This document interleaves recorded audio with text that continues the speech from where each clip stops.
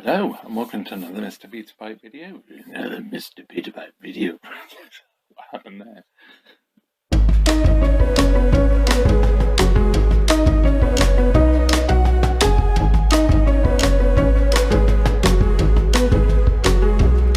Hello and welcome to another Mr. Betabyte video. And this one's a little bit different insofar as it's part 2 of the C30 with the seemingly numerous issues, but in part 1, I mean, I was a bit hard on myself really, because obviously this is a machine I've worked on, albeit over 12 months ago, and obviously it's been used since, and it's been through the post a couple of times, yeah, so it's seen life, and obviously it's 40 odd years old now. But there was one vital thing I missed, and I'm hoping in this video that thing that I missed is going to be the fault. In part 1, I pretty much looked at it as if it wasn't a machine I worked on before. It's something as somebody who repairs lots and lots of kit of all sorts, IT and whatever. Sometimes it's nice to look at something with a fresh view and try not to think about previous work you've already done, because if you do that, then you tend to dismiss things without even checking them, or there's a potential to do that. So, oh yeah, I know I did that, it'll be fine. So I looked at this very much as sort of like a machine I'd never seen before, it'd come in for a repair, take it from there sort of thing. But the big thing that I missed was the plastics. Part 1, I looked at it very much as sort of like a machine with a fault, rather than a machine that's really old. And the plastics do fail fairly often on these machines. It's not difficult to fix. It's certainly not the end of the world at all. But you've got to be aware of that. So yeah, let's crack on and see if I'm right. So my suspicions might be true. You can see here, I've got a fair bit. The spool itself's fine, but you can see this, and the amount of travel on that spool is huge, and there's a bit there, but it's not as bad. There's a lot of travel there, and I reckon, I mean, this has already been repaired at the top, but I reckon that's broken, and that would account for this being sort of dropping down, and the excess torque, and this potentially jamming. It might not actually be anything to do with the motor. It might just be that because everything's dropped, it's just jamming everything up. So yeah, let's see if my theory is correct. And yeah, I have to say I still have a feeling this motor might be dodgy. But yeah, let's take a look. All opened up, and my suspicions are proven correct. So we've got some broken plastic again. I think what I'm going to do is I'm going to be really thorough with sort of rebuilding the plastics around these posts. The rest of it isn't quite so critical, but these posts are. So yeah, let's... I don't know how much of this I can actually get apart, especially as I'm doing this one-handed.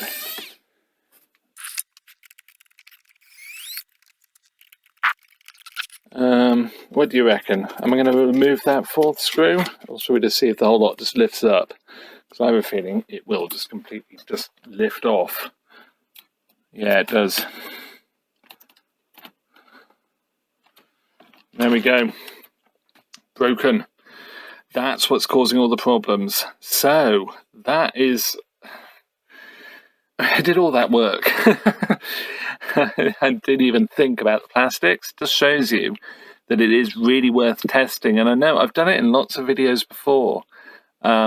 where I've tested the spools that they don't rock, which these don't. They're actually really good. But I think I've sealed those. I can't really see without taking the spools off, but we'll check. But obviously I've put some glue on there, but it's just not been enough to sort of give it the mechanical strength. So what I'm going to actually do, I think now, is araldite it, I suppose. Although I wonder if I can be clever, because there is a hole there and it goes through the chassis. I just wonder if I can find a screw. So glue and a screw. Might just give that a go. Maybe if I can put something in there as well, just to sort of make it a lot smaller. Yeah, okay. I'll get my thinking cap on. Oh, what better use for an old LCD screen? Granted, it's got plastic on the top of it.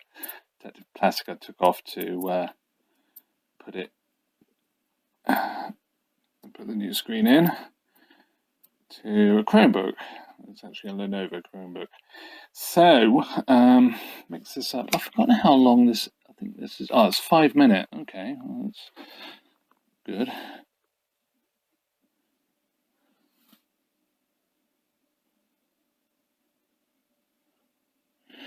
So I'm aralditing at this time just because I'm aralditing myself at the moment. I think this is going to do better than super glue.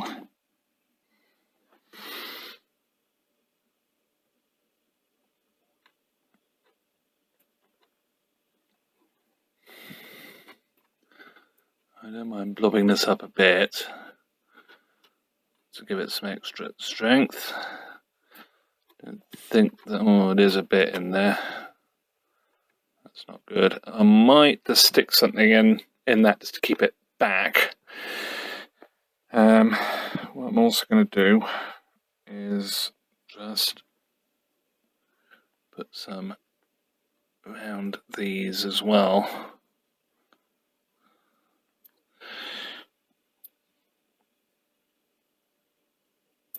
That's with the spare stuff. Doesn't matter about excess. There's not much there.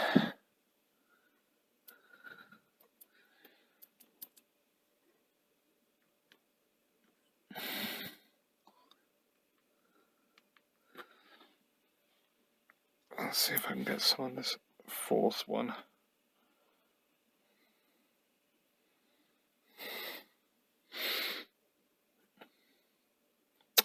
Oh, I've managed to get some on the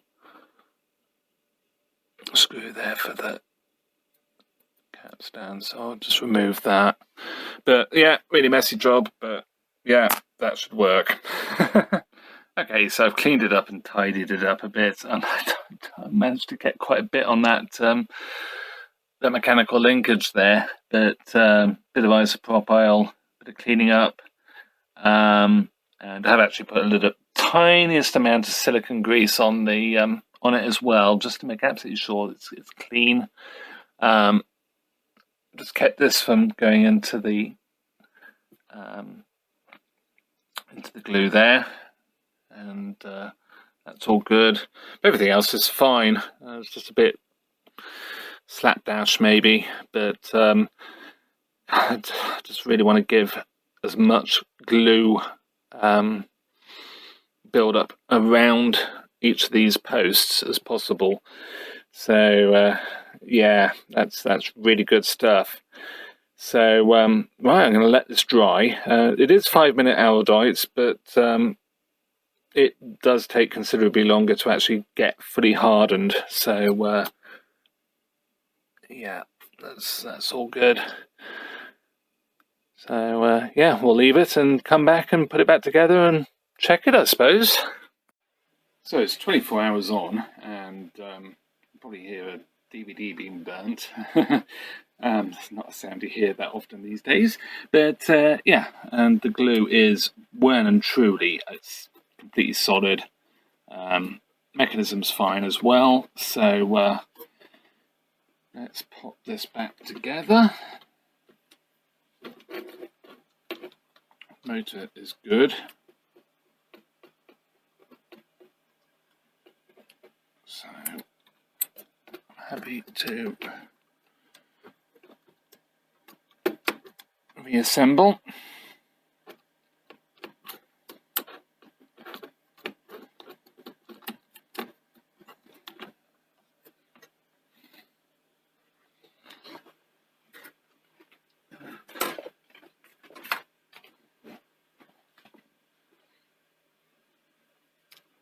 Screws back in.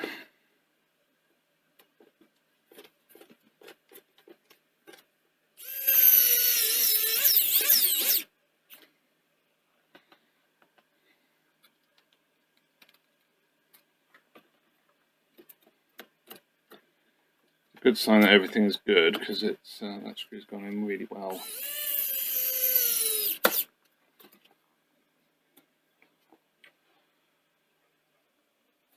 I think that's all located okay.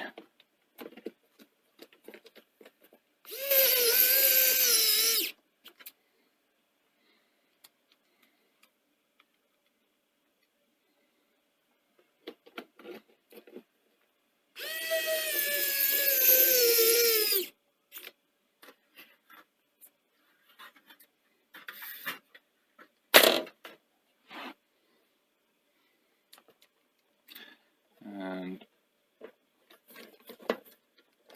we'll take the risk and put the screw the board back down. I think this will be fine now. I'm happy with everything else. It's had the Hall effect glue scraped off or cleaned off as well. It's been well serviced. It looks really good, to be fair. So I could be pedantic and say I didn't actually put those brown cables back in the clip, but it doesn't really matter as long as I'm not floating about too much, which I'm not. So next thing is to give it a try. Okay, so power it on. And you can see immediately, I mean, this is so much better. It's actually free now, not fouling the tracks. Here we go.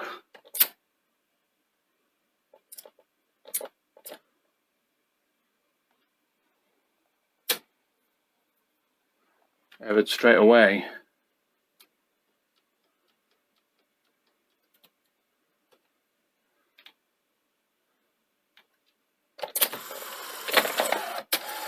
That motor has to be faulty. Yeah, so we'll change that. But it sounds better.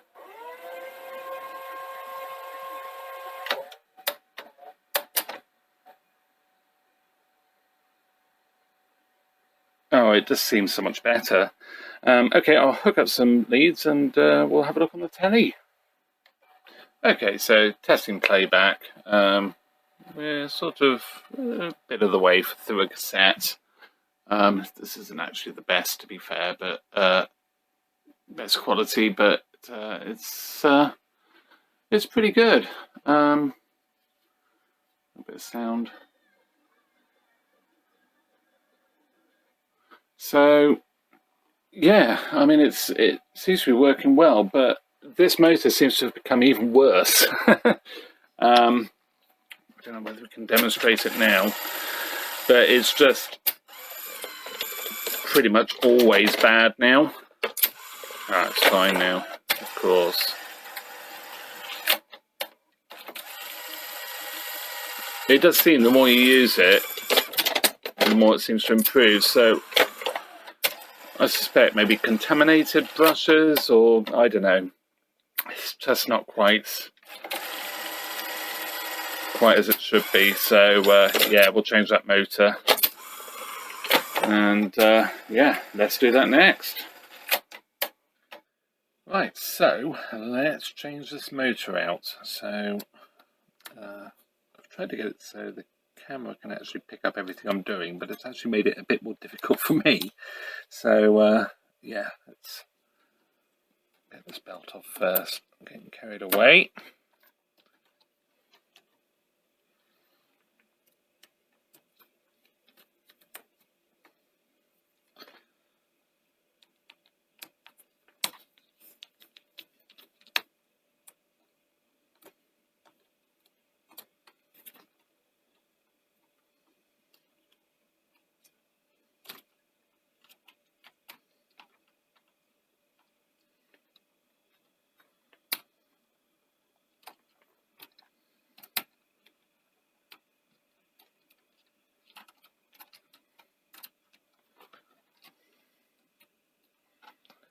Okay, it's being a bit awkward.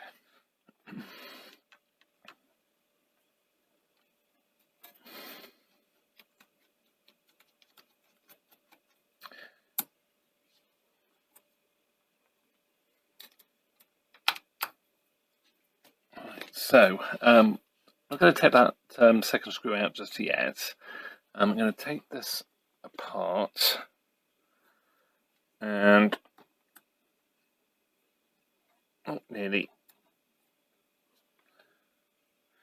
because I'm actually just going to remove the motor. So cap comes off.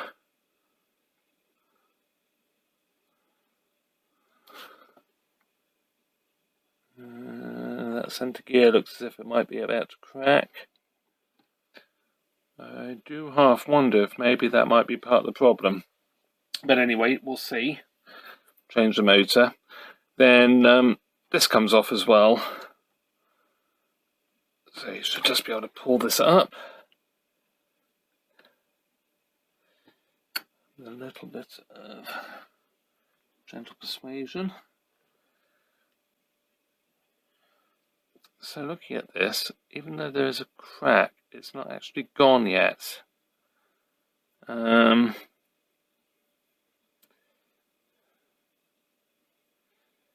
Yeah, have a think on that.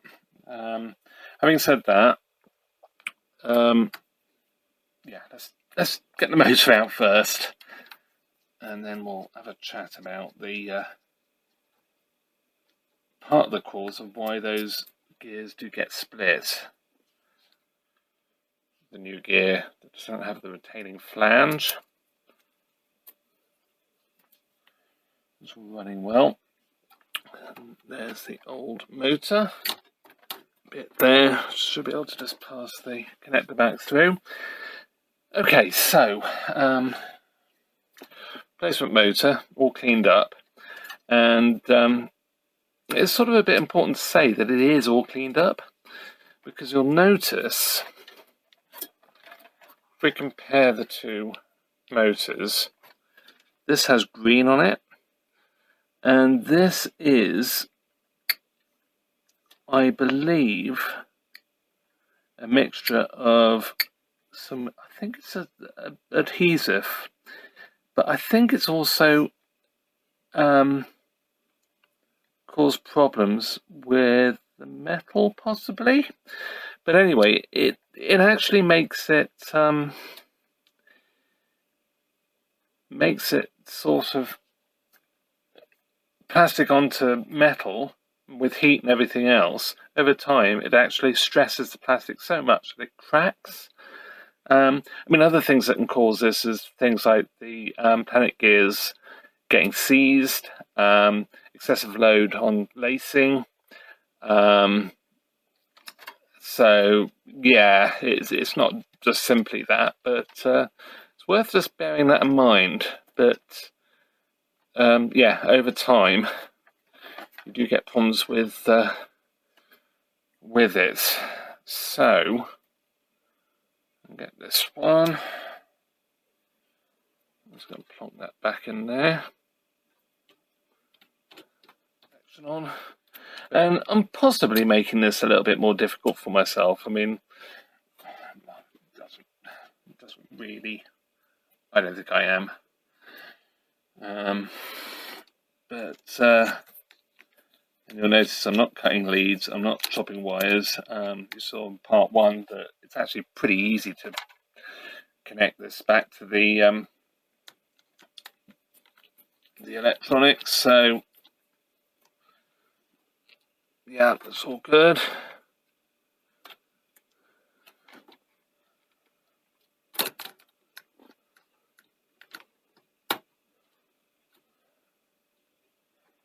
So it doesn't feel as if it's it is sitting right. They can sometimes just not quite sit correctly when you put them back in. You put this assembly back in, and you have to give them a bit of a jiggle, just to get them to sit correctly.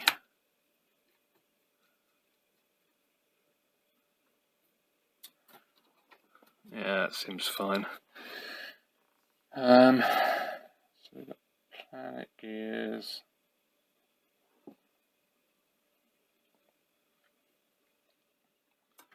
They are actually moving properly, because this actually moves on the shaft.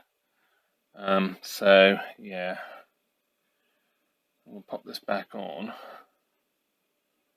And this should just quite happily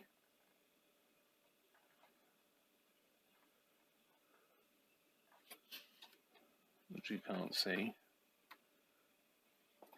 pop back on without breaking. That's the hope. Yeah, it did. Actually went on really easily. So it went on a lot easier than it came off. Like I say, it's showing signs of fatigue. I am working on getting some of these made, these center gears, because they're starting to become really, really common now. Common failure point. And you are completely just, you've had it if they break. So yeah, so let's put clip back on.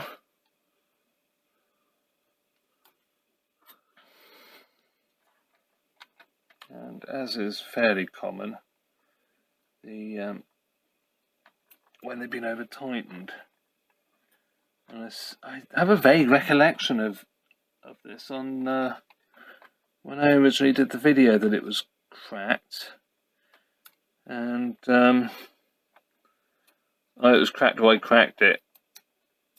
It's getting a little bit carried away, but you really don't have to put much tightness on that at all.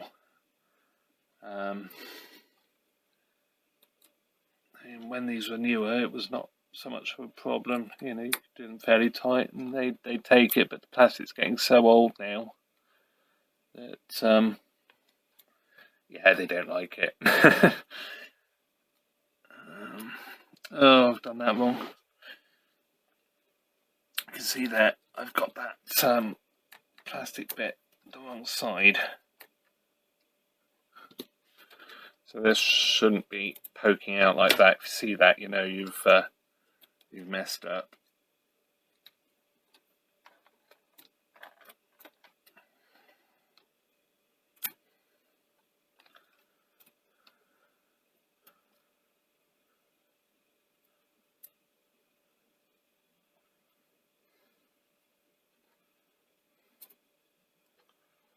So there we go.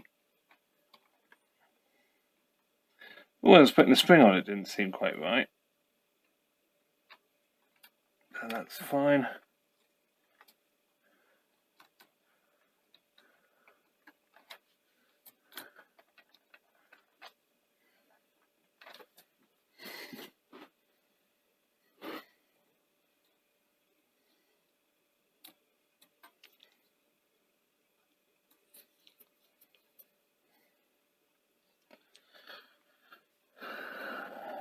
So, yeah, that's looking pretty good. Put the belt back on. Now it would be easy, to make life easy, it would be nice to pull this off, but again, there are 3 tabs on the top there, and they have a really nasty habit of just breaking. So I tend to just struggle and get the belt on without taking it off. I'll just tension that back up. Like I say, you just need it tight enough. Pretty much even if this did come free, it's still going to be pretty much enough there to do the job. So yeah, so the next thing is to unthread the motor cabling from all of this lot, and thread through. So I'll get that down there.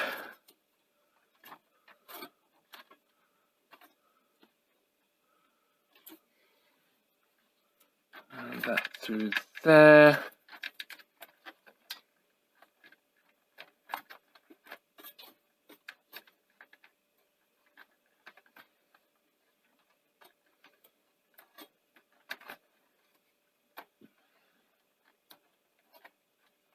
Yeah, and then we'll change it on the board. So I didn't actually film putting it through, the old cable through, but yeah, the new cable, the motor cable plugs in there, which is, I know I said this in the part 1, but I can't remember. CN305. So yeah, fantastic. Let's put the boards back. We'll put the board back and we'll give it a try. Okay, so here goes. Sounds a bit different, but it is working. Oh, there we go, it's running in. I did actually grease all of this as well, so it will sound a little bit odd until that runs in. But, well, so far so good.